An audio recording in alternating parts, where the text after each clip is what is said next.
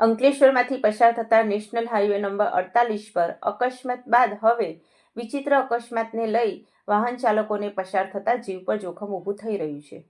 થોડા સમય પૂર્વે નિલેશ ચોકડી પર ટ્રકમાંથી કેમિકલ ભરેલા ડ્રમો પડતા વાહન ચાલકોનો જીવ જોખમમાં મુકાયો હતો.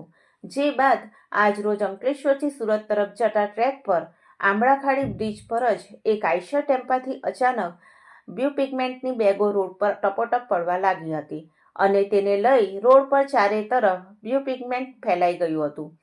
ટેમ્પા ચાલકને અન્ય વાહન ચાલકે જાણ કરતા 300 મીટર દૂર ટેમ્પો ઊભો રાખ્યો હતો અને બેગો ઉઠાવી પુનઃ ટેમ્પો લોડ કર્યો હતો. જોકે ઘટનામાં ફરિયાદ નોંધાઈ નથી. ત્યારે જોખમી રીતે વાહન સામાન લોડ કરી અન્યના જીવ પર જોખમ ઊભું કરતા આવા વાહન ચાલકો સામે કાર્યવાહી કરવામાં આવે તે જરૂરી બન્યું છે.